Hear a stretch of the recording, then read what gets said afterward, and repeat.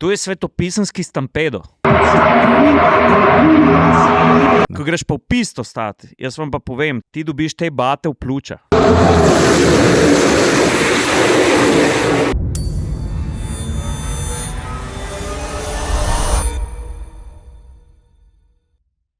V glavnem folk, zgodba. Več njih. Kadar atmosferci doživimo nekaj, o čemer je vredno spregovoriti, ponavadi posnamemo podcast. Redko se pa zgodi, da se nam vsem toliko zelo mudi nazaj v brlog kaj povedati. To je ene vrste emergency podcast, so reka z Juretom Darab, svoj prostor pod tem digitalnim nebom. Ravno tako, kot takrat, ko so se Sašo vrnila iz Goodwooda, so rekla stari mi, da moramo zdaj to skomunicirati, ker je toliko enih vprašanj bilo takrat za festival hitrosti, mi da so bila pa na 500 mil Daytone in v švoh tednu dni videla, doživela marsikaj in seveda dajmo se danes pogovarjati o tem, kako v Ameriki grmi, kako je na dirki, s kakšnim avtom smo se vozili po Floridi, kakšen je bil namen obiska, ker vprašanj na to temo, koliko to košta, kako se tja pride, kako zgleda, kaj sploh je 500 mil Daytone, malo nasplošno v NASCARju pa tako ne. Ampak ne, Uržah, ta glaven, da smo šli v Ameriko, vse ni bila toliko dirka, kakor malo tudi tvoja familija, ne Jure? Ja, moj bratranc Frank, oziroma če sem čist natančen, od mojega očeta bratranc Franka sem ga jaz kar ugrabil, pa je moj bratranc Frank, je vodja letališča v Fort Lauderdaleu, to se pravi, to je, če gremo iz juga Floride proti severu, to drugo mednarodno letališče, prej je bil v Miamiju, zdaj je v Fort Lauderdaleu, dela kot carinik oziroma je šef varnosti na letališču Fort Lauderdale in jaz sem od njega toliko zgodb slišal, takih interesantnih, kaj se vse na takmu mednarodnemu letališču zgodi, pa tudi v pristanišču. Skratka, vse tisto, on je branik, eden od branikov vstopa v Ameriko, no, če se tako čist plastično izrazim, Custom Border Protection, ampak tu bo čist svoj podcast. Jaz ga imam neizmerno rad, je izjemno tak dober človek. Na letališču ga pa kličejo Big Guy. Pa še nekaj sem hotel reči, najprej, ko je Ciril rekel, da se nam je mudilo. Ja, jaz dan zjutraj, ko sem vstal, itak vidite, kakšne sva še v očeh, malo najdva jetlag, da je malo neprespana noč, napol neprespana noč nad Atlantikom, ki je kar dobro šejkalo nekaj časa avion. Ja, zjutraj, ko sem vstal, so bili čevlji še topli, no. Ja, jaz ne vem, folk, sploh kje ne začnem. Najprej to, seveda, šli smo trije, ne? Jure, pa njegova hčerka Maša, ki hodi na srednjo to medijsko, ne? Šolo, ja. In je bila pri atmosfercih praktikantka. In imela tudi v Ameriki cel kup zadolžitev, je bila druga kamera ob Cirilu. Ja. In mi smo ta izlet na Florido izkoristili za ustvariti čim več ene vsebine na različne načine. In ena od teh je tudi podcast s Frankom, ki prihaja. Se mi zdi, da bo kar naletel na plodna tla, ker njegova zgodba, pa že način, kako on razlaga, pa njegova slovenščina, ne? Lej, so prevrtali steber na ladji, naprej vam pa ne bom povedal. Ja, kaj se je vam usul. V glavnem, kvačva stari, prišli smo na Florido, pa smo vzeli en rentakar, pa smo se en teden okrog vozili. A povemo kaj o tem, s čemer so se vozili, ali greva tukaj kar naprej? Ne, jaz mislim, da ko smo atmosferski podcast, da moramo začeti pri avtomobilih. Ne? In vse veste, na Floridi jaz v bistvu najbolj poznam Florido, v drugih mestih, ko sem bil po Ameriki, je bil še LA, pa na kratko Chicago, drugega pa jaz po Ameriki se nisem vozil, na Floridi sem se pa veliko. No in dejstvo je tam, da javni transport, pač praktično nobeden ne uporablja javnega transporta, razen kot pravijo Floridčani sami, tisti, ki nima za avto. In pač jasno je, ko potuješ po Ameriki, ne gre drugače, da si avto najameš, pa tudi Florida oziroma cela Amerika je avtomobilska dežela in o tem bova tudi pol malo še kasneje s Cirilom, ker kaj naj vam rečem, izjemno raznolik vozni park je na cesti, vse posod za enega tazga kargaja, ko smo mi za ljubitelje avtomobilov, kamorkoli se obrneš, praktično na parkirišču trgovine za špecerijo, imaš vsaj 10 avtov, ko se moraš ustaviti, pa jih poslikati ali pa vsaj z lastnikom kakšno besedo spregovoriti in vsi radi se tudi pogovorijo o avtomobilih. V glavnem jaz, ko je Ciril šel na spletno stran za najet avto, sem rekel, da je nekaj ameriškega, ne? Pač seveda v skladu z možnostmi, ko si lahko privoščimo. Ampak ta ameriški avto je bil kar zanimiv, ne? Jaz, ko je Ciril prtljažnik odprl, sem mu rekel, kaj je zdaj, si najel avto, si najel letalonosilko, ne? Ja, ampak kljub vsemu, ne, mi smo najeli, oziroma, ko smo prišli na letališče, te pol usmerijo v tisti del garaže, kjer je velikost avtomobilov, ki si jo ti rezerviral. Ker morate vedeti, marsikdo že ima izkušnje s tem, ti lahko rezerviraš, ne vem, luxury limo ali pa compact car ali pa sports car, ki je to ponovadi kakšna Mazda MX-5 ali pa pač mi smo pa rekli srednje velik SUV. Ne. In pol, ko te na letališču usmerijo, ko najprej najdeš svojega providerja, je to Sixt ali je Alamo ali je Kirkol ali je National, mi smo imeli recimo Alamo, zbral sem Alamo, ker im je tudi precej v redu cene, pa cene so bile ok, ampak tukaj so si vsi dost podobni. In potem smo imeli ta luksus, da nam niso rekli točno ta je vaš, ampak je una punca rekla, no zdaj pa v tej vrsti lahko zberete enega, ker to je within your price range oziroma to, kar ste vi rezervirali, in smo zbrali Chevy Traverse, to je en tak za njih srednje velik SUV, za nas pa, kot je Jure rekel, skoraj letalna nosilka. No. Kaj je zdaj, ne vem, podobna velikost? BMW X7? Kaj pa je s tem? BMW X7 recimo, ali pa ne, predstavljajte si dolge 5,2 metra, medosna razdalja, kombi, 307 cm. Ampak pa, ko priješ na cesto, seveda ne v skladu s tem, kako je v Ameriki, ni to sam kliše, vse večje ali pa veliko stvari večjih, si ti tam samo en, bom rekel, dejansko v povprečju, ko prije do mer, sploh, ko se začnejo, sploh na jugu, pa tam vse, kar ni skrajni vzhod, pa zahod, dobro veste, da je tam to dežela pick-upov, ne. Je pa res, da so tudi v Ameriki začeli malo downsizati določene stvari, ampak se mi zdi tudi pod eno drugo administracijo, da je bil ta befel, zdaj se spet vse spreminja, ker v Ameriki se zdaj trenutno kar vse precej hitro spreminja, od raznih dogovorov do padlih dogovorov in tako naprej. Se pravi, Chevy Traverse je imel čas V6 motor, naš je imel 2,5 turbo štirvaljnik, 328 konjskih moči oziroma 241 kW pa 441 Nm na uro. Ampak pazi zaslone, ne. Tukaj noter je 17,7 palčni zaslon, bomo sliko pripeli, sem jaz prav sliko, kot Ciril voz, ogromen. Pa naš je bil brez štirikolesnega pogona, imaš pa to različico tudi s štirikolesnim pogonom. Pa še cena tacga avta, tu mi je tudi kar zanimivo, ne. Ja. Tale naš je bil kao osnovni, ne, v Ameriki stane 40.800 ameriških dolarjev, kar pomeni, da ta avto, če ga damo v našo valuto, stane 34.500 evrov po današnjem tečaju. Mislim, tu pa je kar fair deal, ne. Ja. Je pa avto cel tako nepopeglan, ne? Motor je malo rudimentarno deluje, ampak dobro potegne, smerna stabilnost je slaba. Na avtocesti ga imaš skozi malo tako. Tako malo vidiš pa, kakšne so vse razlike tudi pri nastavitvah podvozja. Jaz sem prepričan, da znajo Američani tudi boljš narediti, ampak ta avto je treba skozi popravljati, stari. Na avtocesti, ki si konstantno neki levo pa desno hoče iti. Tako pač vse je stopno ali pa dve v udobju pod našimi, bom rekel, kar strogimi standardi. Ne. Pa vidiš, na kaj vse si navajen pri nas, tudi mogoče pri avtomobilih, ki so malo manjši. No.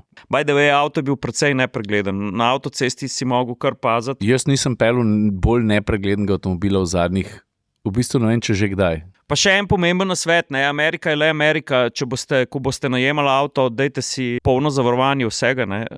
Tudi tukaj smo videli, tudi povedal mi je bratranc, da na Florida ne slovi glih po neki zelo dobri prometni varnosti. Sploh ta glavna prometna žila I-95, ne, ko gre od Miamija severno pa južno, greš I-95 north ali pa south, je stari tle, bom rekel, da ni tako kot Rusija, ne, ampak Imaš pa stari hude indijance na cesti. Ja, imaš. To zdaj, mogoče, da ne bo kdo narobe zdaj vzel ta izraz. Hočem reči, da je bilo par neprilagojenih, ki so sekali pasove levo, desno. Ni glih tako z levo roko zavoziti. No. Tudi jaz pa Ciril na poti nazaj na Miamisko letališče se je enkrat en šleper odločil, sva imela kar hud manever zaviranja, izogibanja in pospeševanja, pol da to ne rata verižno. Tako da je treba biti kar pozoren, pa dobro zavarovanje si zrihtati, pa dobro zdravstveno zavarovanje. Če imate na primer celoletno zavarovanje, pa ste kriti za 100,000 evrov, tu v ameriškem zdravstvenem sistemu ni prav veliko. Poprečna obravnava pri zlomu kosti, samo da te pregledajo, imobilizirajo in za silo oskrbijo oziroma naravnajo ali pa timeout dajo, stane okrog $65,000. Tako da, če boste šli potovati v Ameriko, si kar razširite zavarovalne police. Jaz vam čisto konkretno povem, za mene pa za hčer sva bila zavarovana za 1,2 milijon tudi za dodatno škodo, če bi jo povzročil, ker pač v Ameriki ni šale, kar se tega tiče in si tu kar zrihtete, če boste šli. Ti sam, ki se ti pa na šupak prelepen F350 ali pa F550, ne? Pa kar malo debel gledaš. Mben vzvratno gledal ni dosti velik, da bi celo masko nadul. Ali pa kakšen Peterbilt ali pa Kenworth ali pa Mac, ki pogledaš, pa uno masko zagledaš vzad celo kromasto, ki ne veš, ali gre cela tovarna Kristal Rogaška za tabo, ali kaj se dogaja. Po noči pa še vse to bolj impresivno. Ameriška cesta, jaz sem vam tako povedal, tu je kaj en tak strojni Disneyland, res, ameriška avtocesta, noro. Pa pridemo do Daytone, pa do vsega. A deva še malo te avte, ki so že glih tako zaružila v te avtomobile. Ta drugi ali ta tretji dan, jaz Jureta za ramo primem, pa pravim, stari, koliko ene avtomobilske pestrosti je vsakih 10 minut. Ne? Ta prva stvar, ki te zadane, ki smo že kar malo pozabili, da je to včasih bil fajn avto, ne? Vidiš, da za začetek tudi eno prostorco v Ameriki ne samo, da ni mrtvo, ampak kar dobro prosperira. Ne? Chevy ga ima, kako je živ. Kia Carnival, Toyota ga ima, Toyota Previa še vedno, Honda ga ima, pač vsi imajo še vedno enoprostorce in prav tiste klasične enoprostorce, ne govorimo o potniških kombijih. Ne, pa tudi potniških SUV-jih. Ne, govorimo prav o klasičnih enoprostorcih. Pejte na ameriške strani, Kia, Honda, Toyota, Chevyja, boste videli, oni temu rečejo minivan, ampak to je dejansko križanc, mislim, čisto prav enoprostorci. Tudi, naprimer, enoprostorci še kako živijo, čisto noro. Pol pa vidiš te, jaz meni po glavi sem rojila ena stvar. Pač, kako tu je vse legal za na cesto? Kaj ti tam vse vidiš? Od špic na feltnah, do dalin ključi, do pošerjenih blatnikov, do noro dvignjenih, mislim, te ameriški pick-upi, že sama njihova pojavnost, pa če čist serijski, ne? Vse te, naprimer, pri pick-upih zelo izstopajo te heavy duty različice pri vseh, pri Fordu, pri Chevyju, pri GMC-ju, ampak pa tu še vse dvignejo in tu na Floridi je vse flat. Ne? Neverjetno veliko štirikolesnega pogona v državi, ko je vse flat. Si rečeš, ok, sezona hurikanov je res dolga, tam od poletja do pozne jeseni, ampak hudiča se nimajo blata na cesti skozi, veš. Se veš, da niso, da nakupno avtomobila ni razumno. Racionalno, ja. Ni racionalna stvar. Kaj meni še vedno ful žal, ravno zato, ker bi hotel prikazati to raznolikost, da ko smo bili v Lejko Kočovbi, da nisva z Juretom, ampak preprosto ni bilo časa. To je notranjost Floride, ogromno jezero v sredini Floride. Ni bilo časa to narediti, ampak žal mi je, da nisva nekje odtrgala si, ampak zdaj, ko razmišljam nazaj, ni šlo, da bi na eno križišče postavila en wide angle, eno kamero in sam pustila pol ure laufat, pa da naj si folk vzame čas, pa naj se malo potopi v to Amerikano in če ne drugega, da vidi malo te pestrosti, Ne samo motorne, pa vsi te V8, ki brbotajo in pa se niso samo V8 mašine, da se razumemo. Ne. Sej tudi Američani delno, ampak odvisno od kere regije, pa kje si sledijo in hibridizaciji in elektrifikaciji, ampak ironično, da največ električnih avtov, ki sem jih videl, oziroma najbolj pogost električni avto, ki smo ga videli, je bil Cybertruck, v resnici. Ampak ta pestrost je, jaz bom tako rekel, jaz mislim, da en obisk Floride, pa to niti ne upoštevaš, ko greš tja, da deluje kot se rekel, motorni Disneyland, kot en spa za nekoga, ki si želi mal prepucati glavo.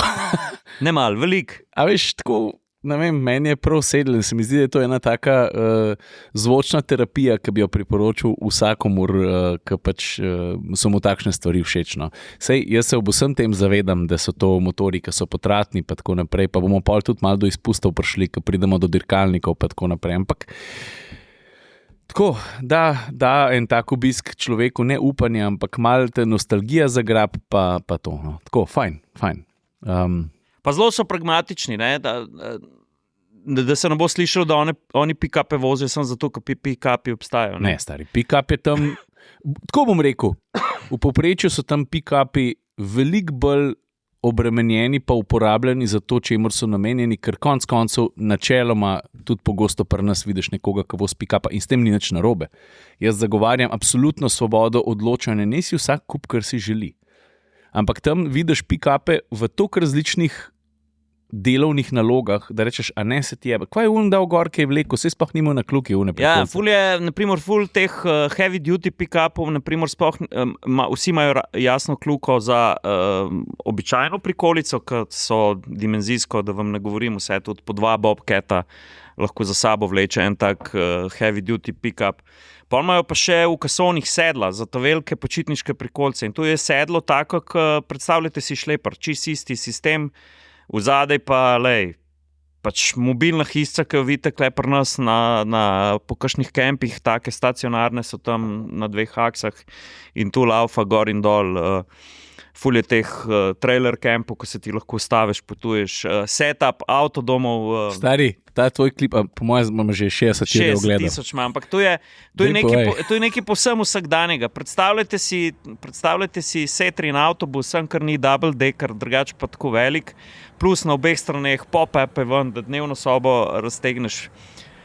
Govoril sem z enim lastnikom, not ima vse, kuhna je polno opremljena s pomivalcem, pol ima posebno sobo za laundry, pač imaš sušilca, pralni stroj, ni centralne odtoke, ampak kakšen je ta setup, ne? Vzad je pa priključek, pa nanj ga pripet ponovadi srednje velik pick-up, govorimo zdaj recimo F-150, noben problem. Ja, ali pa Chevy Colorado, ali pa kaj tazga. Ja. Pa večina ima pol še v pick-upu odzadej na kasonu ali motor, ali pa Golf kart, tam malo avtoček. Ja, pa še pri pick-upih, no, Ciril, ti si dobro povedal, ne, mi smo bili na strelišču, smo bili skupaj z Frankovim prijateljem Jamesom, on je, na primer, električar, pač obrtnik. On je imel enega tacga lepega, 10 let starega Chevy Silverado pick-upa, ne. Njegov pick-up je bil založen, čist, do vrha, pač z materialom, z orodjem, z vsem pač, kar električar rab, in to je tak delovni konj. In podobno je tudi pol, ko srečuješ in na cesti in v specialnih poklicih, pač pick-upi so ful uporabni, imajo gor metlo, imajo blower za cesto pucati, v Daytoni šlepa pick-up vse dirkače po celem ovalu, ki jih predstavijo, največje ameriške zastave, kar jih lahko vidiš nataknejo na pick-upa, skratka ja, tak delovni konj. Ja, toliko o tem, no? O tem motornem spaju, ki ga priporočamo. Kva, gremo na dirko, Jure? A gremo prej, še preden gremo na dirko, še rečemo besedo ali dve, ne? Pač s Cirilom so šla tudi na hitri tečaj teritorialne obrambe.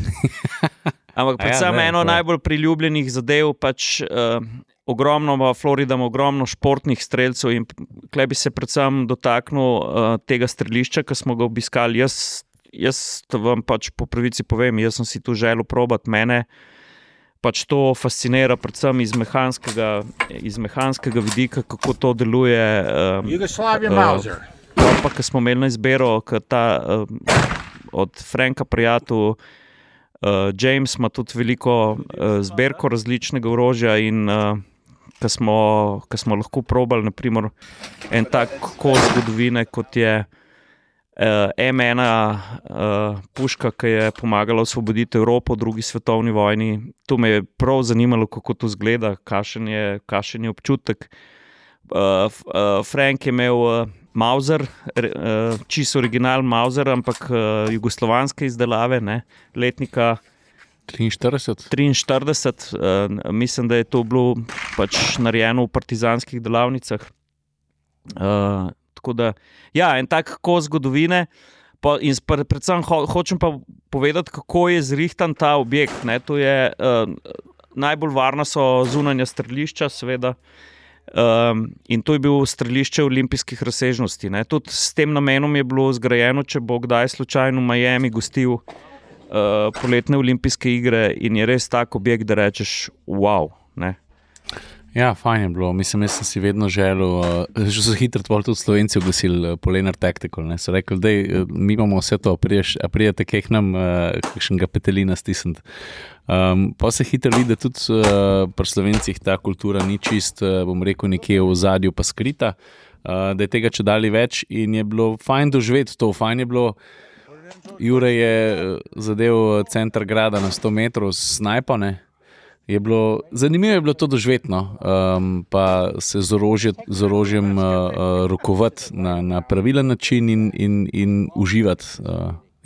No. Ni pa, da noste niti slučajno mislili, da tudi tja prideš kot en kavbojc, ne.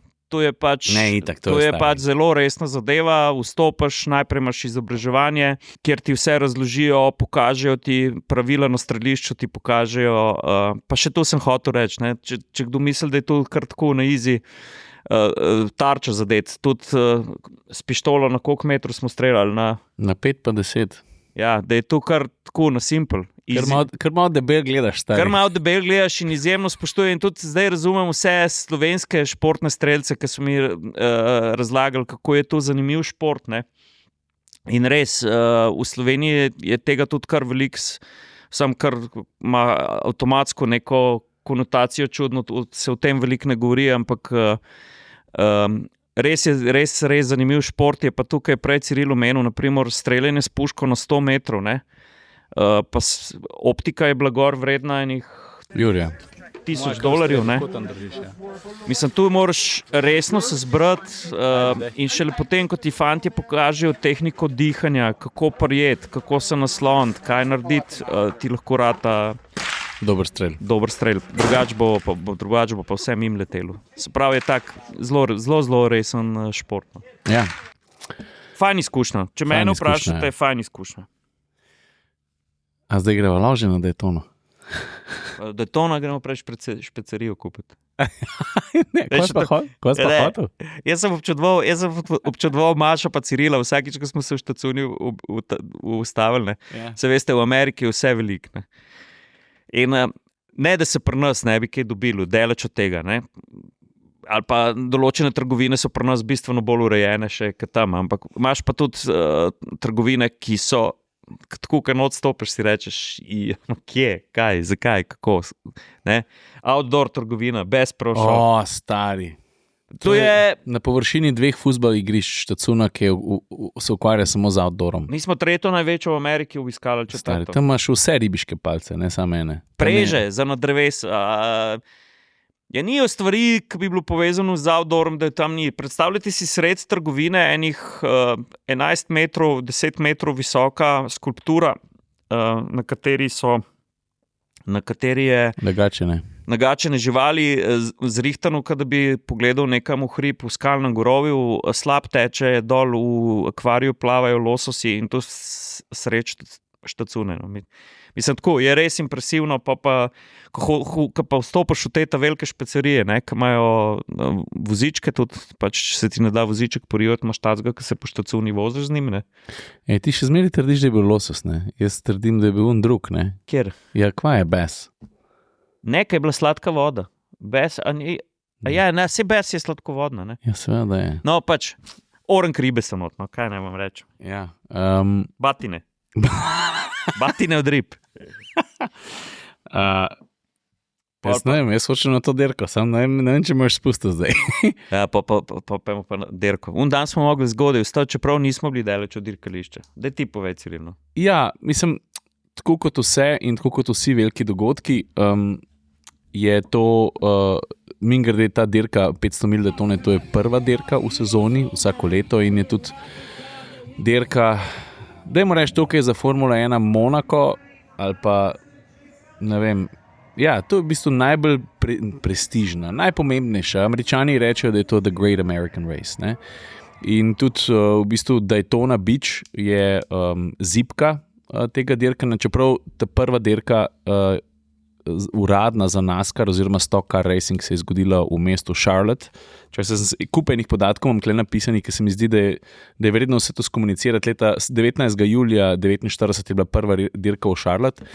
V Daytoni je pa tako, da so bile prve dirke, oziroma da je bila prva dirka speljana v eno smer po plaži, pa v drugo smer nazaj po highwayu, ki je bila pač poleg plaže.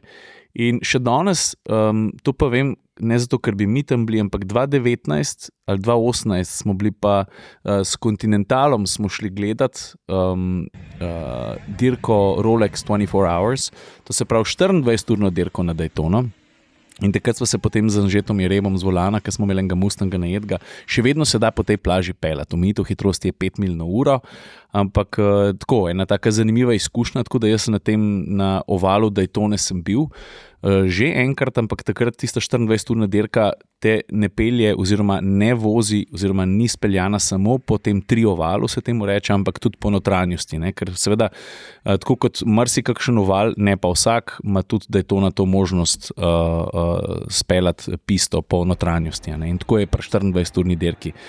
Tako da, tako kot za vsak dogodek velja, da se gre veliko prej, pa da se tudi vstopnice kup včasih že tudi leto prej, ker to je napakiran, tam je 100-150 tavžent ljudi pride pogledati to dirko in vsi, ki jim srce za to utripa, pridejo in pač se mi zdi, da so tam vsi zelo navezani na ta dogodek, ki je res, pač razsežnosti tega so neverjetne. No. Tudi si predstavljate bencinsko planico? Ja. Bencinsko planico krat 2, ne? Drugače pa ta Daytona trioval oziroma to legendarno pisto je France naredil, ne? To moraš vedeti. On je bil v bistvu Bill France Senior. On je tudi ustanovil to bom rekel, serijo leta 48 in leta 59 so zgradili ta Daytona Raceway. Sicer malo pretenciozno, kako že Američani imajo gor tam na stavbi napisan, da je to središče svetovnega dirkanja. Ne? To je tako, kot v NBA zmagajo ligo, pa so pa svetovni prvaki. Ne? Meni to jasno ni, ampak to je ta ameriški način. Ne? Tudi, kar še ni bil malo razočaran, ko smo se pol pogovarjali, se veste, Američani so zelo odprti in praktično v vrsti čakaš, pa te kdo vpraša, ko te vidi, da si tujec, da slikaš.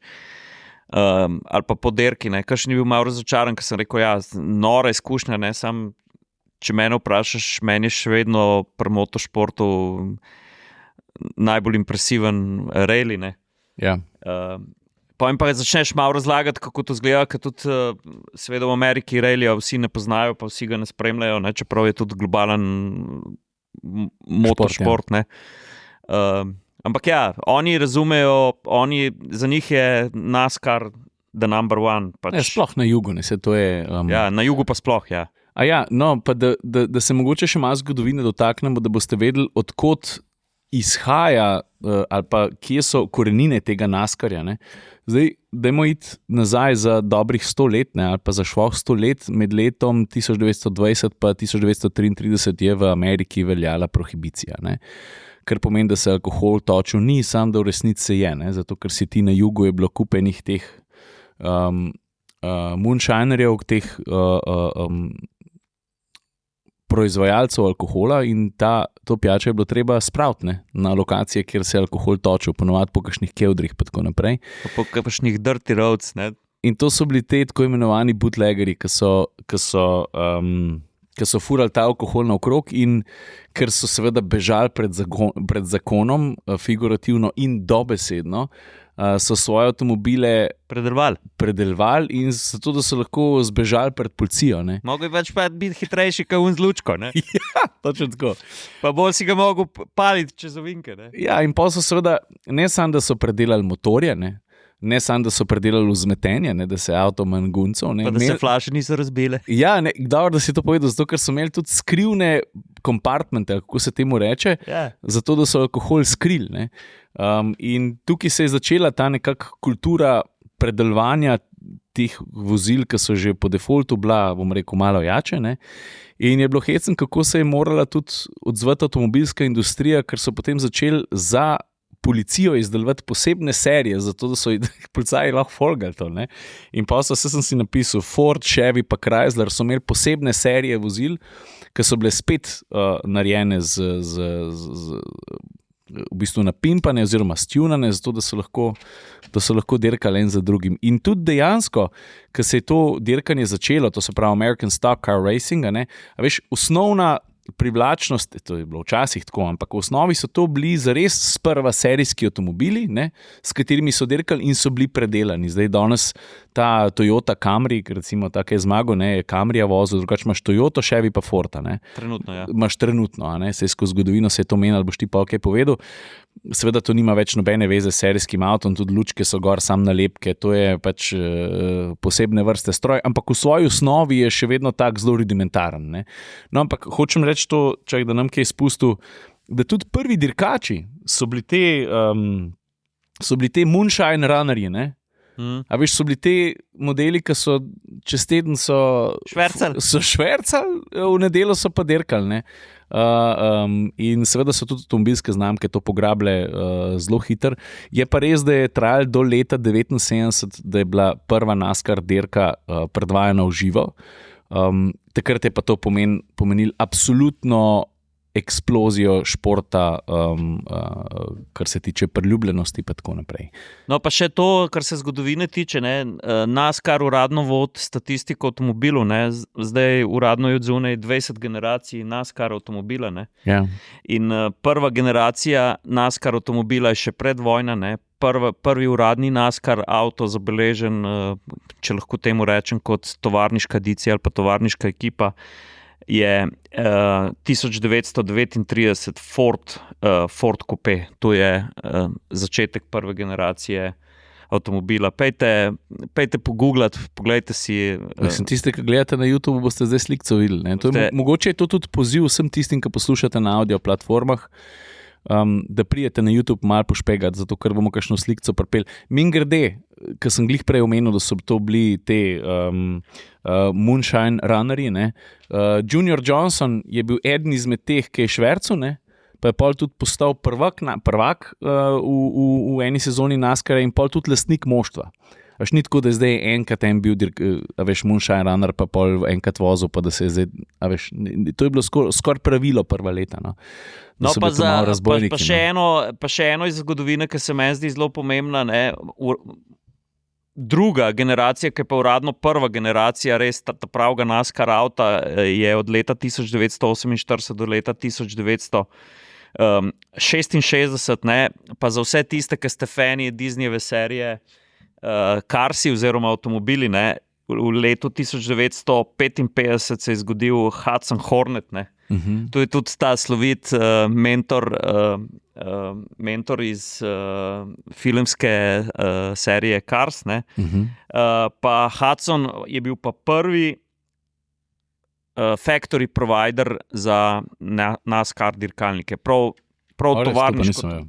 tovarniško zrihtane specifikacije, ki je lahko ekipa tja prišla in dobila avto, dirkalnik za NASCAR.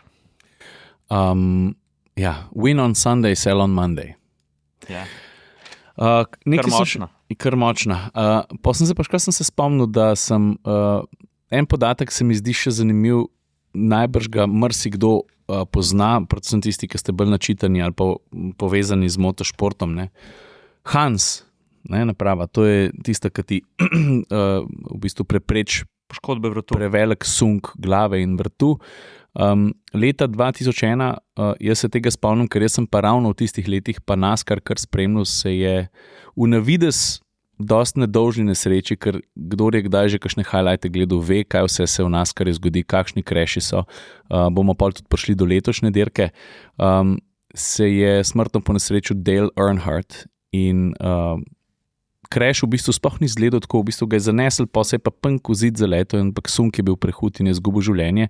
Mimogrede, Dale Earnhardt je bil 7-kratni zmagovalec serije NASCAR, to se pravi 7-kratni zmagovalec prvenstva, s čimer je bil mimogrede izenačen z Richardom Pettyjem, ki ima vzdevek The King. A veš, da sem pa njega videl, ko so bila Saša v Goodwoodu, je bil gost. Dec je, ne vem, 87, 88 let star, pa ne vem, če bi šel z njim roke polagati. Vse tako ti zdaj, res je tak, z unim kavbojskim klobukom je tam hodil velik, kar kralj, no, ima dober vzdevek. Zakaj sem to omenil? Dale Earnhardt se je takrat ubil in mimogrede, če bi kdo rad videl, kako so pa njega pospremili na njegovo zadnjo pot, dajte pogledati na YouTubu Dale Earnhardt Final Goodbye ali pa Final Trip ali pa Highway ali pa nekaj, pa boste videli en tak zelo emocionalen video. On je bil res legenda tega športa in kot posledica te njegove nesreče se je uvedel ta sistem Hans, ki je zelo kmalu postal standard v vseh v bistvu motošportnih serijah. Hočem reči, da je tudi NASCAR naredil en tak velik prispevek za splošno varnost v motošportu in prepričan sem, da je ta Hans rešil že marsikatero življenje, ker te sile ob teh trkih, ne samo v NASCARju, povsod so izjemne. Mimogrede, če kdo bo kdaj naletel na kakšno NASCAR dirko, ti avtomobili so včasih zelo hitro bili tudi airborne, veš, ko zrak spodaj ujame avto, ki je destabiliziran, pa ga mogoče en del prevzdigne in so se veliko bolj pogosto tudi, bom rekel, kotalili. In v trenutku, ko avto doseže določen kot, se začnejo na bokih in na strehi odpirati ne take zračne zapore, krilca, ki preprečijo, da bi avto dvignil. Niso šli avti samo v NASCARju, luft se spomniš še Mekniša, pa Coulterda ali koga že v Le Manu, pa tako ne, ko so šli v GTR-i v luft na Zand Street. Ko si omenil to nesrečo, pa da je bila tragedija še toliko večja ali pa toliko bolj, bom rekel, odmevna, se je zgodila v zadnjem krogu. Ja. V zadnjem krogu. To sem pa pozabil, ta podatek. Ja, v zadnjem krogu 43. izvedbe Daytona 500. Ja. Mogoče malo še na splošno v Daytoni, ali boš ti še kaj povedal? Lahko je še en zanimiv podatek, ki se mi zdi čisto dio. Najhitrejša zabeležena povprečna hitrost enega kroga. Buddy Baker 1980 177,6 milje na uro. Povprečna hitrost enega kroga. To je noro, stari. To je, klele, če sem prav zračunal, povprečna hitrost, se pravi enega kroga 284 km na uro. Najpočasnejše povprečje je bilo pa 124, še vedno visokih 124 milj na uro, Junior Johnson 1960. To je ta Junior Johnson, ki sem ti rekel. Ja. On je bil moonshine runner. To je bilo leta 1960, pa najstarejši zmagovalci star bil 50 let, najmlajši pa 20 let. Na Daytoni. No, vidiš. Tu se tudi vidi razpon. Kaj vse se tam vozi, pa kako se vozijo. Mogoče zdaj en tak medklic, ne, pa da bo pol do tega prišla, da so te NASCAR driverji kar mojstri. Ker se mi zdi, da itak velja eno tako splošno podcenjevanje, samo en lev vink. Ja, to je res. Doskrat vozijo tudi street courses oziroma road courses, imajo tudi desne ovinke, večina jih je pa po ovalu, ampak pridemo pol do tega, koliko zna biti to komplicirano, voziti v draftu, pa kaj vse se lahko zgodi. A lahko še par stvari povem o Daytoni kot dirkališču? Ja, valjda dej. Jaz sem si kupil impresivno. Ja, oziroma jaz bi nasplošno malo povedal, da pojasnimo, kako sploh izgleda ta sistem. Se mi zdi, da bi ljudje utegnili zanimati. Za Formulo 1 vemo, kako so točkovanja, pa koliko je približen dirk, zato ker se mi zdi, da večina spremlja od teh športov, rally, pa Formula 1, pa seveda še marsikaj drugega, pa domača prvenstva, pa tako. V povprečju dirka Daytone traja, oziroma je dolga med 400 pa 600 mil, ne? Vsega skupaj koncu 3 pa 4 urah, kar se mi zdi tako cool format. Ne? Je pa res, da je te milje treba odfurati. Ne? Zdaj, če bi bil dež, pa je pol oni pol s temi blowerji progo sušijo, je bila Daytona tudi že do 1 po noč. Začne se tam ob 2, 2, pol 3 popoldne. Ne? Tako da pač to se mora odfurati, pa če so vmes komplikacije, pa crashi, pa safety cars, ne? Se te milje začnejo kar vleči. Pa en krog je dolg točno 2 milje pa pol, ne? Ja, tukaj v Daytoni, 4 km je dolg ta krog. Ja. Dirka je od 2017 od 2016, mogoče sem zmesaril zdaj ta podatek, je razdeljena na 3 stages. Prvi stage, drugi stage pa final stage. Vmes je pauza oziroma furajo za safety carom, pa vmes se seveda zgodijo tudi boksi, pa postanki, pa se toči gorivo, pa popravke, hitro se naredi, pa gume se menja. Ta postank ni kot Formula 1, to traja 12 do 15 sekund. Točkovanje je tako, da ta prvi dobi 40 točk, ta drugi 35, pa po 1 točko dol. Tisti, ki so površčeni od 36 do 40, pa dobijo vsak po 1 točko. Daytona sem rekel, da je ta prva dirka sezone. Vseh dirk v sezoni je pa 36 in prvih 26 se jih odfura, no pa teh 36 dirk se odfura na, da nam kaj narobe rekel, na 20 do 23 različnih dirkališčih. Ta dirkališča se mečkam semena, ta schedule oziroma kje pa kako se dirka, in seveda nekatera dirkališča imajo z različnih razlogov, finančnih, gospodarskih, zgodovinskih, imajo tudi po 2 dirki, včasih recimo dnevno pa nočno, ne. Tako da pol po teh 26 dirkah se pa zadnjih 10 dirk začne pa playoff. Ta playoff je pa pol 16 najboljših, od teh 40 gre v playoff, pa se pol 16 se izločijo 4, pa grejo na 12, 12 na 8, iz 8 na 4 in ta zadnji 4 pač furajo finale in tako se na koncu dobi prvaka serije NASCAR. Po 2 dirki, če koga zanima, imajo Martinsville Speedway, Bristol Motor Speedway, do tega se še prijemo še nazaj, Talladega Speedway, pa Kansas, pa Darlington. Dolžina proge je od ta American, kaj že, sem pozabil, ko je ime, od 5,5 km je najdaljša proga, ta najkrajša proga je pa pol milje stari. To je pa, koliko je pol milje? 800 metrov. In to je pa ta Bristol Speedway, ne. To je, Američani temu pravijo zadnji veliki kolosej.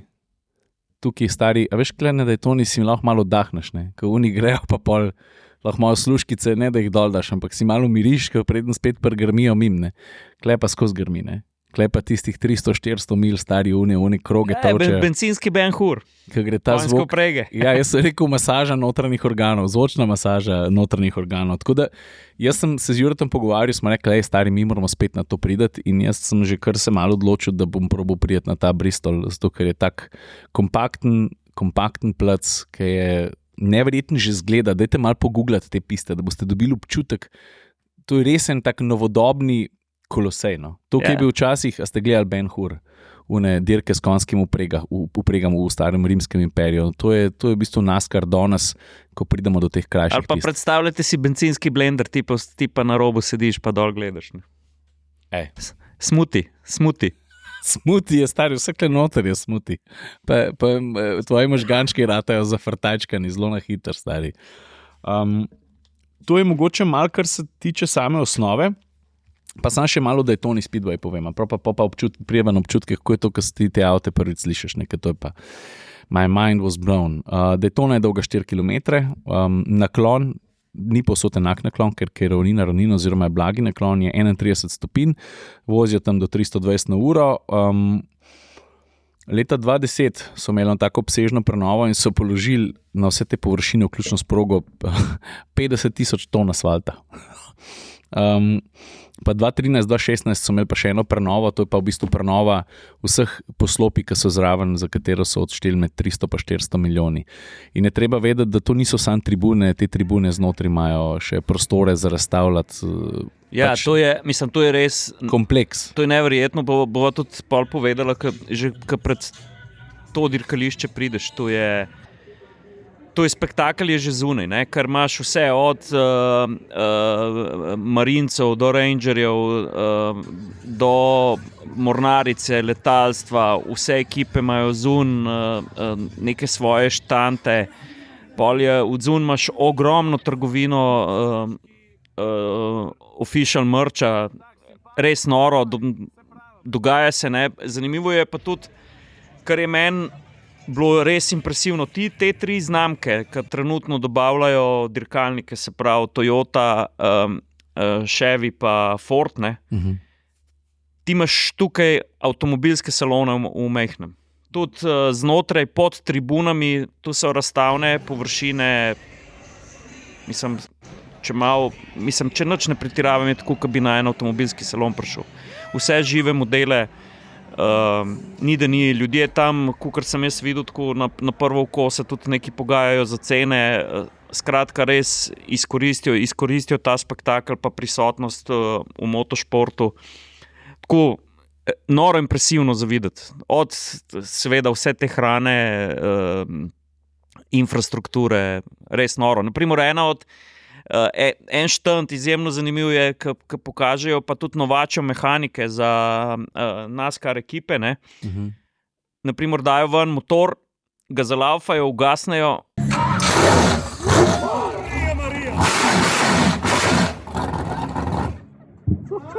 All right, join us down here at 11 o'clock right here at the UNOH stage 4. Pol pa v 20 minutah pred publiko naredijo vse ključne elemente revizije. Se pravi, bati gredo ven.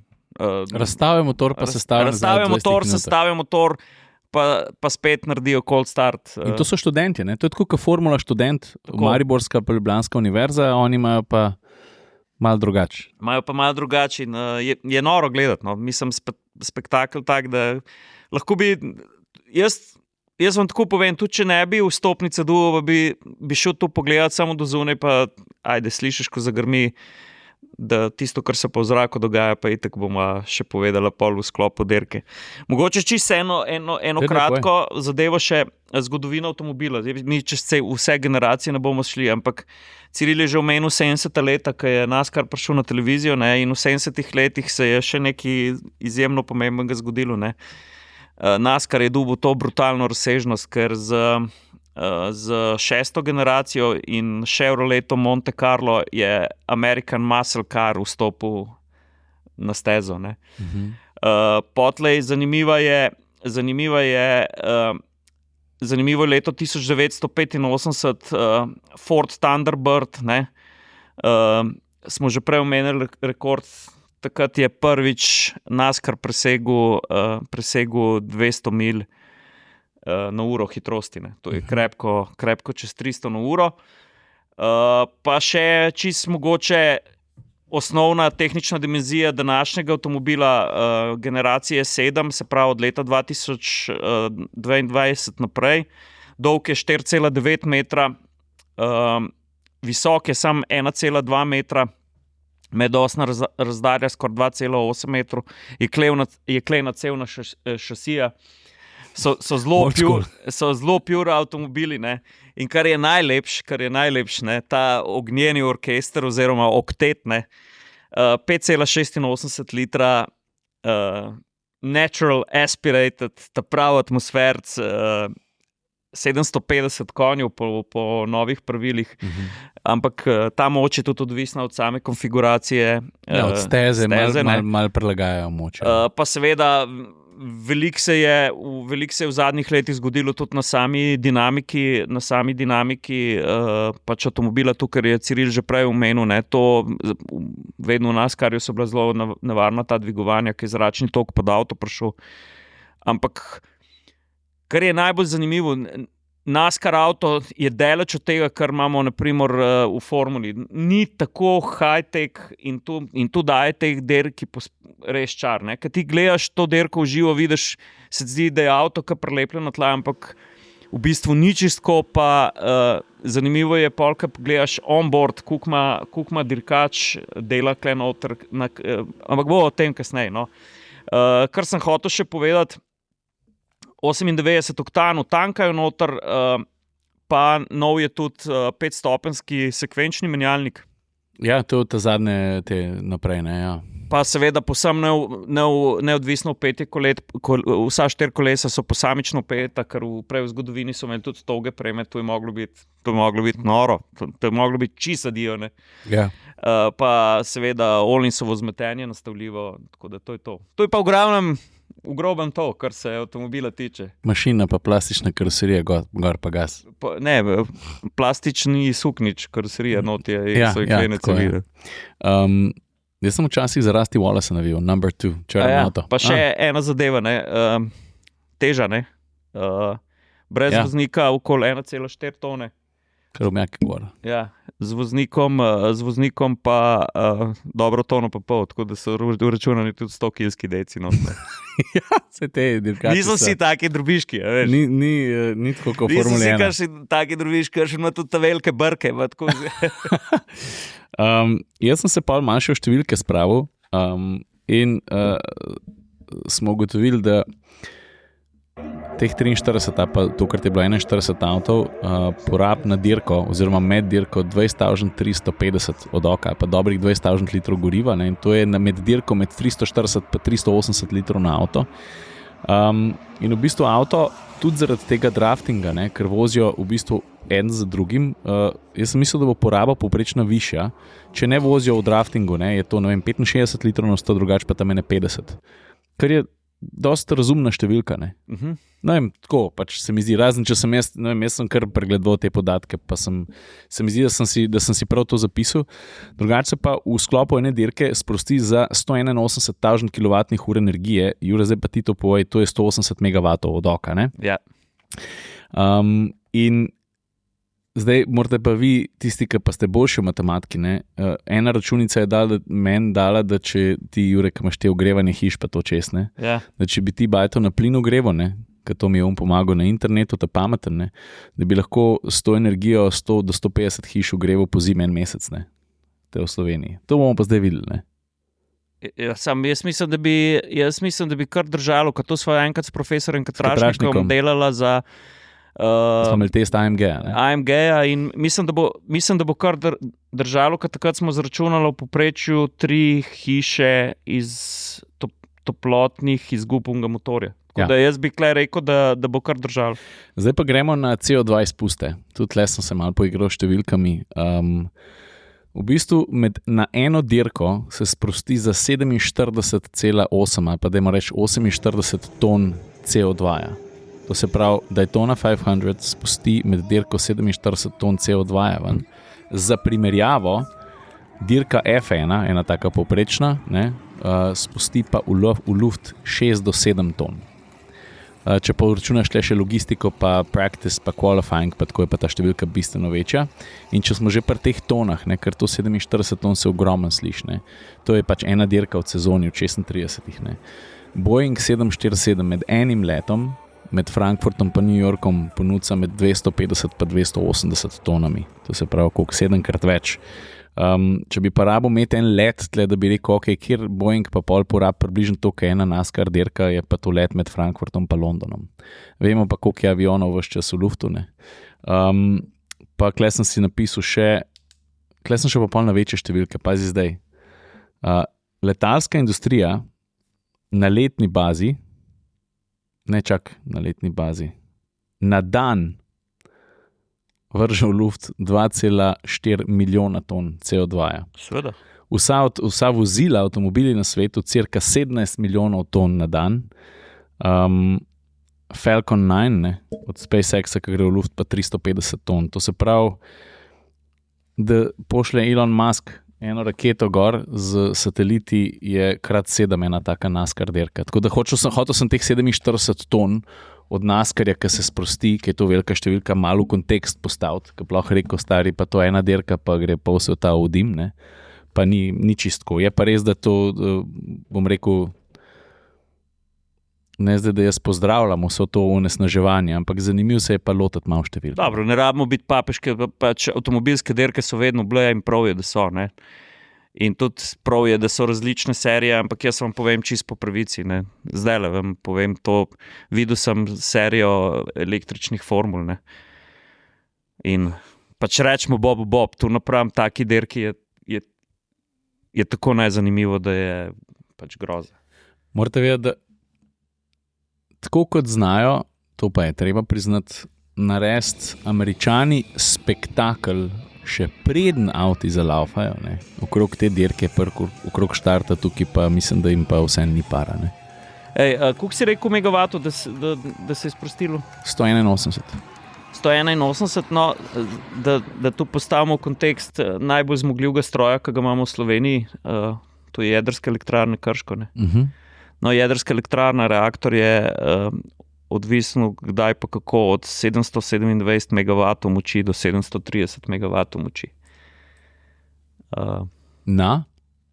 Megawatt, tukaj da ven reaktor. Aha, ok, dobro. Ja, no, evo, vidiš. Ko da je teh brutalnih 30,000 coinov, ko preletijo po valu, je kar impresivno. No? Mislim, meni, škaj mi je impresivno, tudi kar se varnosti tiče, seveda so to, mi je zanimivo to, da kako dovolijo pred dirko, ne vem, 30-40,000 ljudi ali pa 20,000 ljudi, da hodijo tam po ovali, po potravci, pa tako. Pa si mislim, ko se to lahko iz žepov pade, pred dirka, ker to je, stari, 15 minut pred dirko, rečejo masi folk, ok, zdaj pa pejte dol z piste. No, se tudi pa pridejo 3 ševi s takimi blowerji, da pisto da vse spucajo. Folk se tam sonč, mi smo uspeli priti na pisto, smo se uspeli podpisati na startno ciljno črto in tam se malo posončeš, malo pričaš, malo gledaš, kaj se dogaja in tako, fajn. Koncert je pred pisto, ne? Še preden se himna zapoje, pa tako tam se stari dogaja na polno, no, res. Mene je tudi impresivno, ko je šla metla, ne? Kaj pa tako, recimo enih, tako čez prst bi se rekel, en dober 7,5 tonski tovornjaček, mater je leto. Koliko je spucal, tisto je vse odprto. Kakšna blokada, to je leto po pisti kamion, da ne moreš verjeti, pa še lep zgleda. Official NASCAR metla kamion. A ja, še prej, ko smo se pogovarjali o dostopnic, ne? Ja. Aha, ja, dajmo to malo povedati. No? Tribuna je razdeljena na različne sektorje. Mi smo imeli s sabo še enega Frankovega prijatelja, poznavalca, Johna. Ja. On je full NASCAR fan in on je tudi uredil vstopnice. Tu moramo še povedati, mene je Frank seveda že lani poklical, pa je rekel, jaz vem, da sta ti pa Ciril full fan avtomobilov, ali bi šli skupaj mi na Daytono, jaz sploh nisem razmišljal, kako pa, zakaj, ker se veste, če preveč razmišljaš, se nikoli ne zgodi, oziroma ostane tam pri sanjah, ki so neizpolnjene in pa sem visoko oktansko gorivo za razočaranje. No, in sem rekel, zdaj pa poprečna cena, naprimer John po dirki naslednji dan je že gledal vstopnice za leto 2027, tudi jaz sem jih šel pogledati. Ena vstopnica razpon cene vstopnic je od 194 do 326 ameriških dolarjev, je pa odvisno od na katerem sektorju sediš. Mi, saj za moje pojme, smo imeli zelo dobre sedeže, ker si videl pač celoten oval plus ta ovink, ki je preletel na glavno ravnino. Na glavno ravnino. No, v bistvu glavna ravnina je v zadnji, ampak na ta v srednji del. Tam, ki se dirka začne, pa končano. Ja, mi smo bili, če si predstavljate, da ste na notranji strani ovala, pa da gledate v glavno tribuno, ker tribuna je ena, sam je pač dolga 1,5 kilometra ali pa 1 kilometer.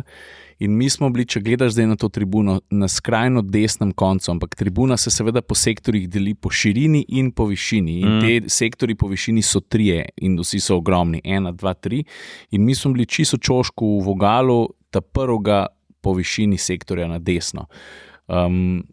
Je pa res, da veš, tudi oni, ki so tam čist na vrhne, se ni se zabavati, da ne bi kaj slišal. In pa so pa še neke VIP karte, pa ne vem, kakšne dostope verjetno še dobivaš, ne vem. Tako, ampak hočem reči, da cena vstopnice to ni kar tako, je visoka, ampak ravno tako, kot smo rekla s Sašo za Goodwood. Lejte, to je tak dogodek, če si lahko kdo to špoga, če se dobro splanira vnaprej, 4 dni na Floridi, 5 dni na Floridi, letalske karte, so tudi, se da tudi dobre cene najdeti, odvisno seveda od kje se leti, običajno se leti v Miami, jaz 2019 vem, da sem letel v Orlando, ker iz Miamija do Daytona Beacha je kar 4-5 ur vožnje, ne, pa če padeš v rush hour, smo pa hitro na 7 urah. Ne. Tako da je treba primerno letališče zbrati, pa tudi letalske vozovnice so pa ne vem koliko so najnižje, pa tudi tam do Jurija pa še malo na osebo, pa pol, da se tam še nek avto najame. Tako da to je finančno je kar zelo gaj, ampak jaz smatram, da je ta Daytona, zato se pa tudi ta podcast snema, da je vredna vložka v doživetje, ki ni samo dirka. Pa zdaj do dirke sploh še prišli nismo. Ne? Ja. Janač, pa je pa čas za predstavitev dirkačev, ne? Pa vedno neko osebo zberejo, da je zdaj bil Nate Barnazzi, to je en stand-up komik, v bistvu full model faca, ga kar spremljam. Nekoga zberejo, da reče Gentlemen, start your engines, ne? Pol pa pride na vrsto himna, ne? In v sklepnem delu te himne, ne? Počak zdaj, Ciril. Zdaj malo počak. Gremo mi na tribune, pa Ja, zdaj bomo mi dvo tihnili, pa boste sam slišali malo himne, pa kaj se zgodi.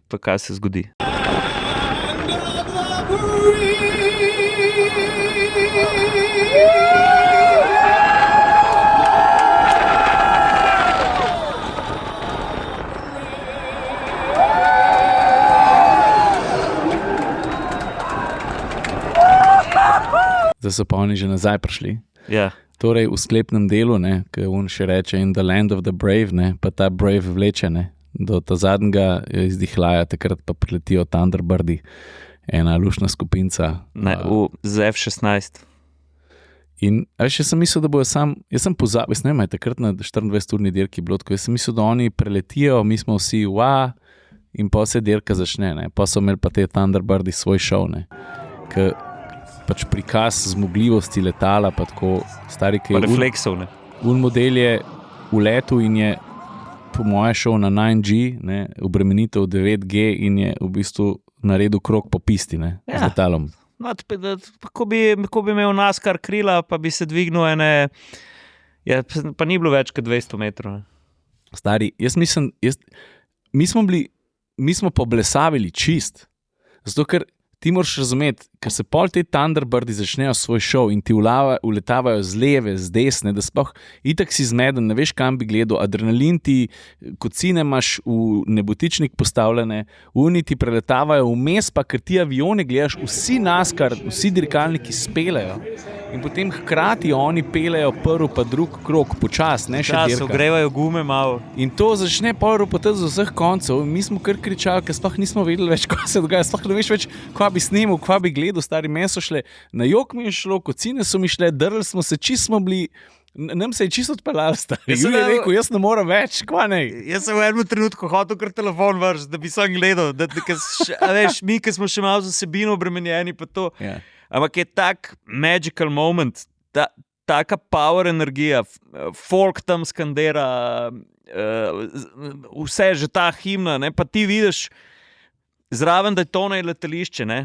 Mi smo videli te Thunderbirds, ki so vzleteli, ne. To je šel gor, cep je takoj odpalo, si rekel, pričakuješ, veš, da bo neki popa, ko se začne himna, pa himna nekaj časa traja, pa mene Ciril takole rukne, pa prav, le tam udaljavo, poglej. Ja, tam so že afterburnerji laufali, ne, je bil že vzad Dim. Top Gun dim, ne, in pa preletijo in direkt nad stadionom narazen, ne. Noro, stari, noro. Ja, in ja, nič, pa se ta varnostni avto, ne, Toyota Camry se omakne in oni takole 200 metrov ali pa 300 metrov desno od nas stisnejo gas.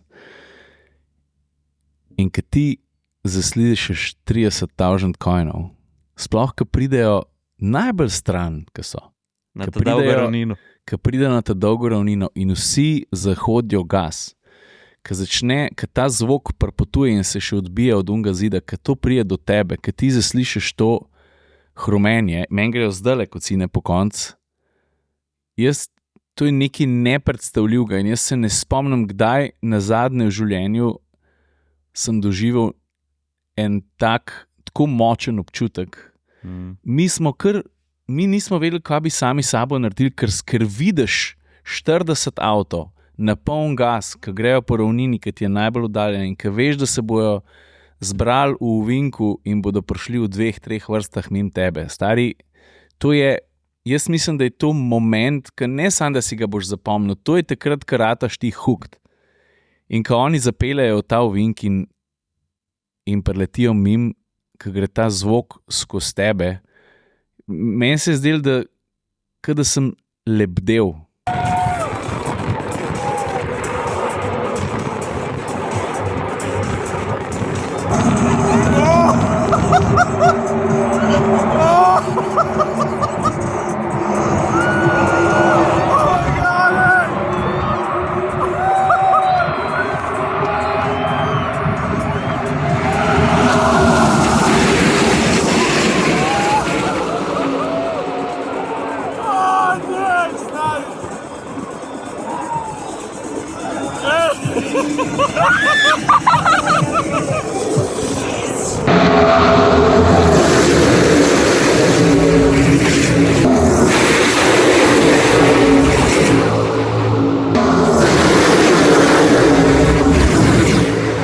Stari, kakšne, jaz nisem pol teh naušnikov, nič gor, da je.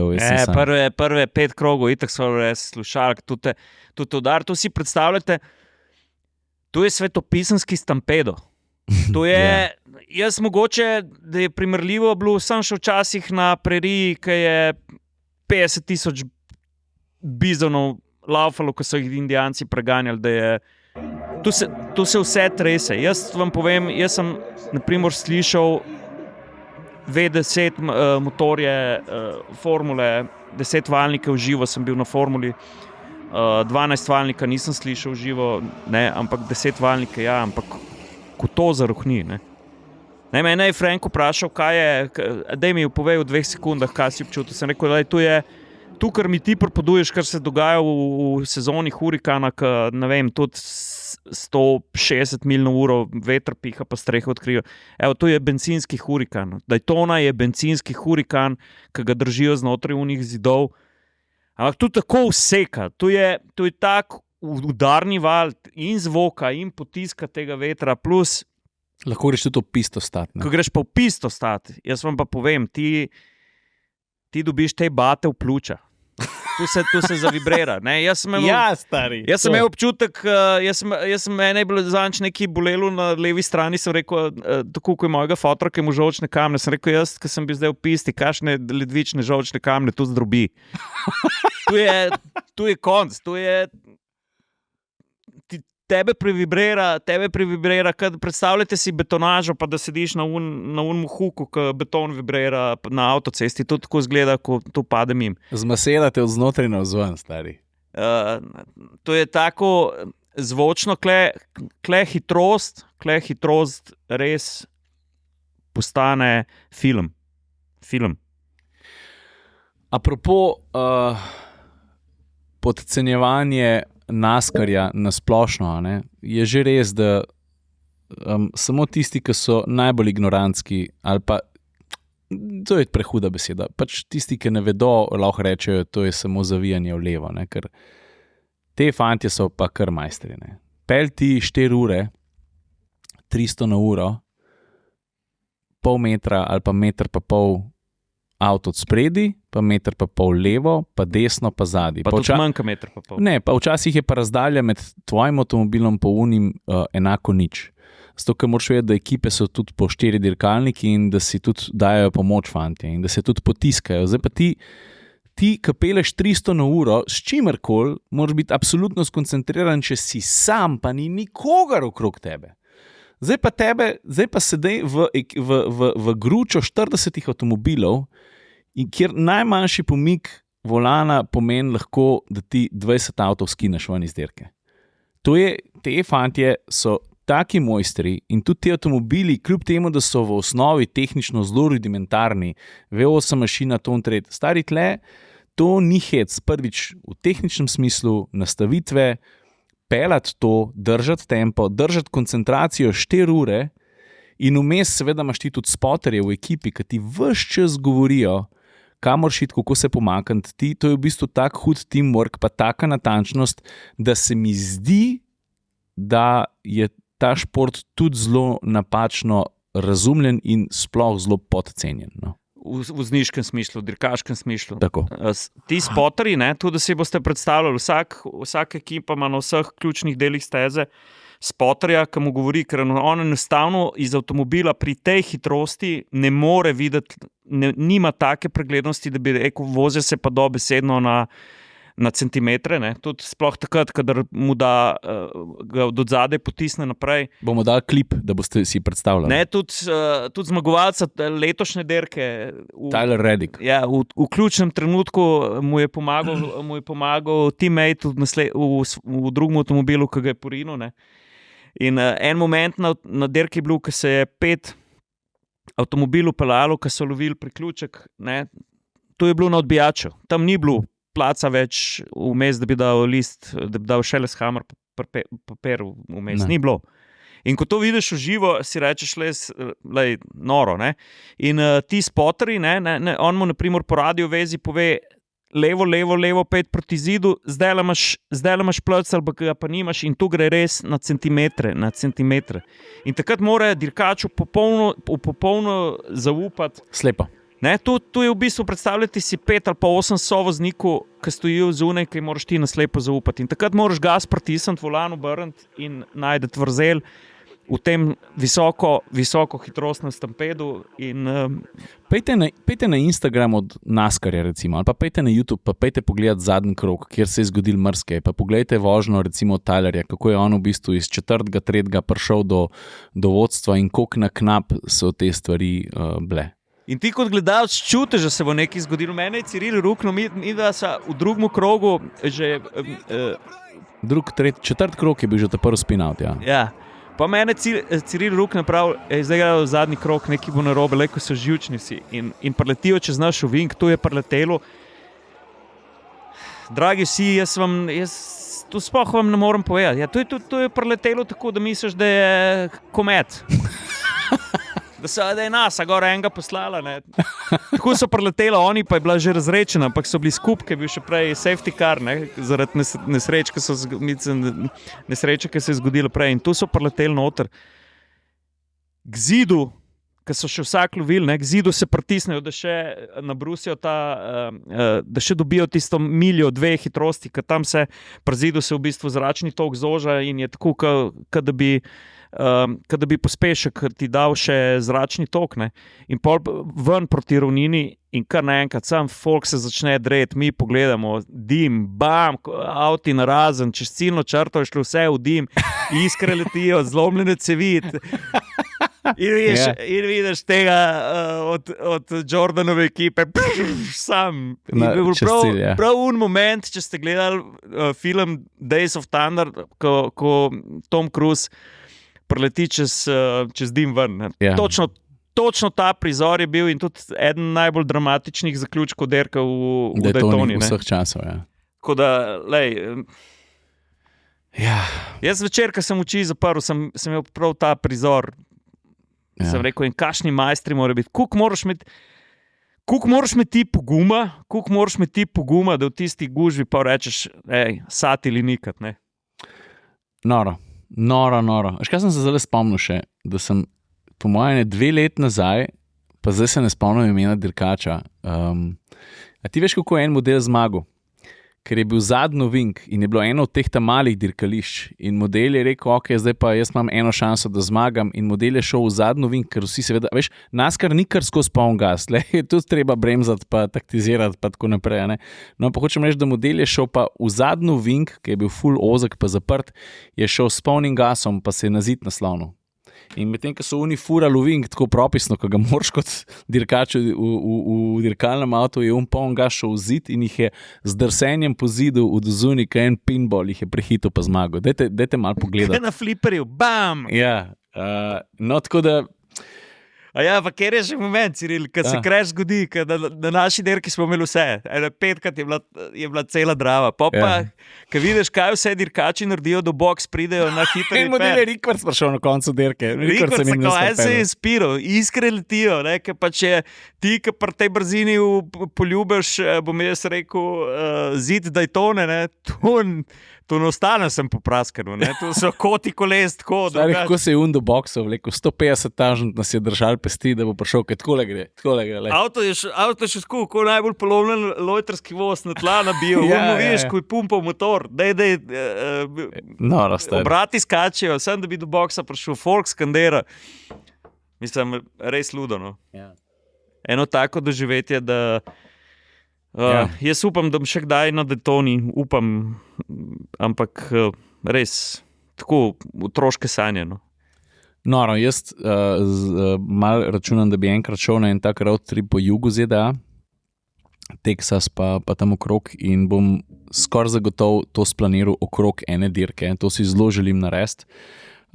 Mingrede, sem že prej rekla, Tyler Reddick vozi za ekipo od Michaela Jordana, tako da Jordan ima zdaj še en naslov v NASCAR-ju. Tako da tukaj fura LeBrona 1-0, tisti, ki veste. In je rekel, da je bil za njega to občutek, da bi osvojil naslov v NBA, še enega ekstra. Res je bilo celotno doživetje, vse, kar smo videli, vse, kar smo doživeli. Zelo smo se potrudili, da smo čim več vsebine, tudi ki ni povezana nujno z avtomobili, spravili na Instagram, pa na Facebook. Dajte malo počekirati profile od Jureta, pa Komotar Minuta, pa Atmosferci. Smo probali malo razpršiti te stvari, pa tudi content, ki smo ga objavili. Zdaj, ko bo ta podcast vam prišel, bo to že vse gor. Šli smo na največjo bencinsko črpalko na Floridi, Bucky's, koliko ima že pump, stari točilnik? 104 ročke. Pa tista štacuna, veš, ki ti si predstavljaš, da tudi ful velika pumpa ne more biti dosti večja od ta največjega petrola, pa tja noter prideš, stari, to je pa pol vse zmiksano eno, petrol, pa Tedis, pa Ina, pa vse, tam stari ni da ni, tako da sva naredila z Juretom reel posvečen samo recimo največji bencinski črpalki, pa vseh teh potopisnih reelih, ki so pri nas objavljeni, smo zabeležili in streljanje, pa našo pot po Floridi, vsakodnevno doživljanje vsega, kar smo videli. Šli smo v St. Augustine, ki je v bistvu najstarejše mesto v ZDA, tam so Španci na leta 550 naredili prvo naselbino. Tako res smo probali zajeti Krasno mesto. Malo več kot mogoče na prvo žogo Florido, Miami, pa Key West, pa te stvari, tega se sploh nismo lotili, niti tja šli nismo. Ampak šli smo pa pogledati, ne, ameriški Hofer oziroma pri njih Aldi dosti drugačen od našega. Ne. A veš, take stvari smo probali zabeležiti, da dobiš malo širši vpogled v nek svet, ki je pač drugačen. No, tako, evo. Pa, oprostite mi, ampak jaz tu moram reči, jaz bi se res rad zahvalil, mojemu bratrancu Franku, za to gostoljubje, za vse to, kar nam je pomagal videti, omogočiti, pa njegovemu prijatelju Jamesu, ki je prišel, prvič smo se srečali, pa nam je dal vse te, bom rekel, nauke, poduke na strelišču, pa tudi njegovemu prijatelju Johnu, ki je tukaj naprej kupil karte, pa rezerviral hišo, tako da ja, je lepo imeti tudi na drugi strani Atlantika družino. Družina je vedno tista stvar, ki mene pomiri, pa mi da nekaj več. Ja. Hvala vsem. Hvala vsem tudi z moje strani. Krasno smo se imeli in seveda že, ko smo bili tam, smo planirali, kdaj pa kako bi se še lahko oglasili.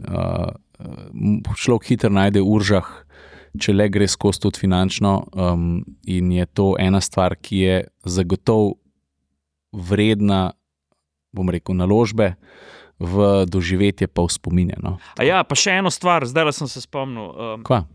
Ja, kar precej vas je pisalo na socialnih omrežjih, kako je kaj, kjer je najbolj pogost avto na ameriških cestah kitajske znamke. Jaz nisem videl nobenega. Ne, nobenega. Ne. Kar se pa električnih avtov tiče, tudi to ste veliko spraševali. Deleč, predvsem je v bistvu Tesla, ker sem tudi sam od Tesle superchargerje videl, nikjer nisem videl nikjer pri nobeni hiši nisem videl kakšne hišne postaje, res nikjer. Pa smo bili kar v neparih zanimivih sosedskah. Pa od ostalih električnih avtomobilov sem pa videl največ Hyundaiu Ioniqu 5. Ja, teh je bilo veliko. To je bilo pa to. Pa še ena zanimiva izkušnja. Ne? Ko smo preleteli v Miami, smo avto vzeli in mi smo preleteli v Miami malo čez 2 popoldne, ne. Pa dok carinske obveznosti upravaš, pa prideš do najema avtomobila in to v glavnem na avtocesto smo se spravili tam okoli 4, ne.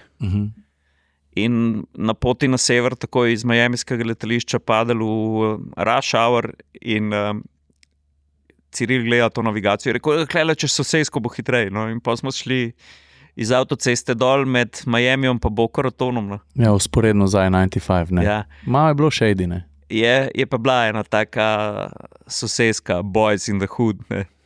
Ampak zanimiva izkušnja, no. Zanimiva izkušnja, zato ker hitro vidiš, da je, ne da nisi dobrodošel, ampak pol tudi je Frank rekel, ne, da je treba pa vseeno malo paziti, kje se ustaviš, pa kje se ne ustaviš, pa da čisto posod pa ne rabiš slik delati, ne. Apropo, jaz se vedno, mogoče samo razmislek, strogo držim stran od politike, ampak ker je v mojo smer prek komentarjev na videih in prek zasebnih sporočil tudi na Instagramu prišlo tudi do, bom rekel, milo rečeno nestrpnih komentarjev, ki zelo posplošujejo, kaj Amerika je, bi rad sem mogoče tako povedal, za mogoče malo drug zoren kota, pa da pogledamo skozi drugo prizmo, ne.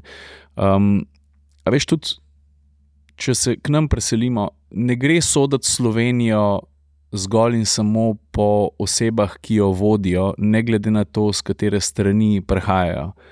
Ali so to iz sredine, ali so iz leve, ali z desne, ali z kjerekoli skrajne smeri.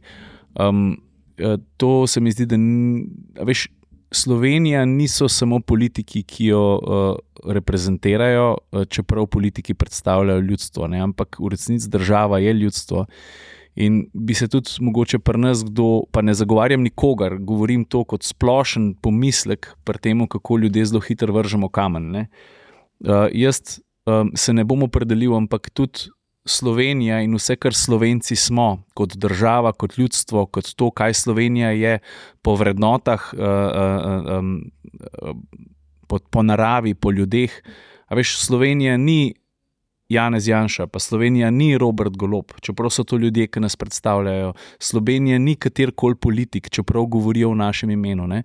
In enako miselnost dajmo ne samo tudi na Ameriko, da tudi na kakšno drugo državo, ker se mi zdi, da v Ameriko tudi zaradi trenutne politične situacije leti zelo velike kritike. Jaz bi pa rad samo poudaril, da obstaja še neka druga plat, da Amerika so tudi razmere, ki so še drugačne, pa so tudi ljudje, ki so krasni, ne glede na to, bom rekel, na katero stran se nagibajo. Tako da dajmo imeti to v mislih nasplošno, ker se mi zdi, da hitro bi lahko ta prst do v nas usmeril, pa bi pa mi rekli, jo, se to ni tako, a veš, kako je pri nas fajn. A veš, tako hočem reči, bodimo v pogledih, probimo iskati ravnotežje, ne pa razdiralnost, no, tako.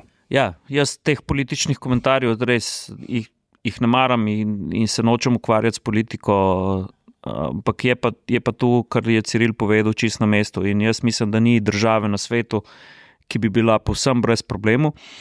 Ja, pa veliko gre za tukaj, moramo se zavedati, da se marsikdo tudi ne zaveda, tudi manipulacij in vsega tega, ki prihajajo seveda z vseh smeri.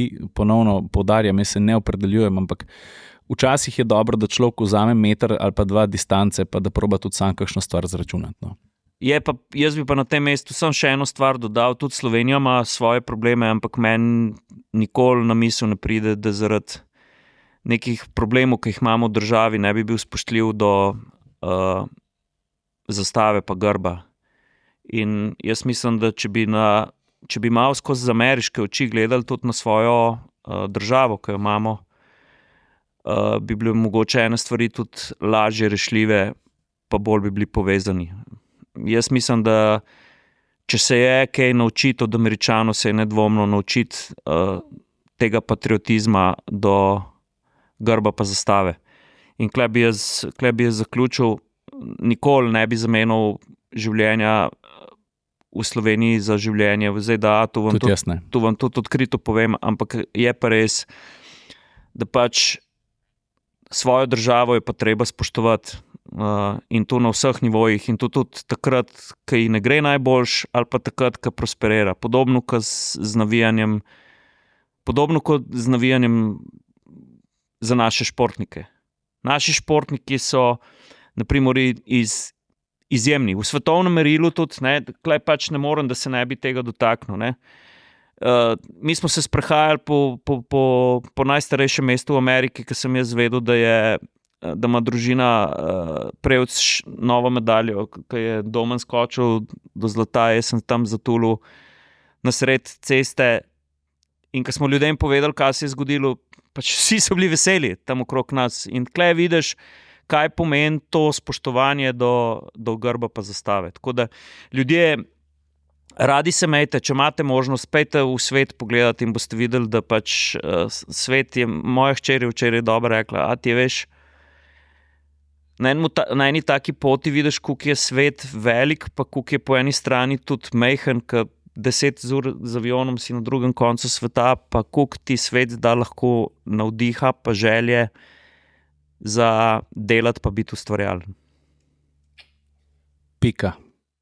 Hvala, ker ste poslušali ta podcast. Ne pozabite, ti, Jure, DKV bi imel nekaj dela tam na filatu se rezervarja. A je DKV v Ameriki? To pa nismo sploh vprašali. Ne vem, po mojem ne vem. To pa ne pa Mart napiše spodaj. Ampak naslednjič, ko bomo šli v Ameriko, jaz bom na baki sunita veliki črpalki šel tankat, vam probo z DKV plačati. Pa da vidimo.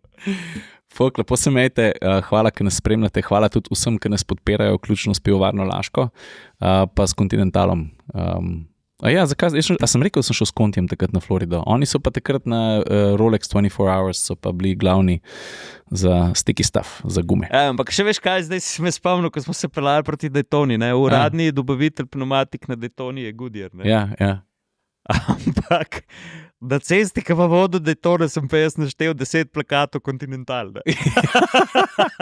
To so te gorilske. Dober ambush marketing. Enač to je to, lepo se imejte. Čau. Ajde, čau. Wham, bam, thank you, ma'am. Aeroportalu. Ko je aeroportalu? Pa novo kapo imam, Daytona.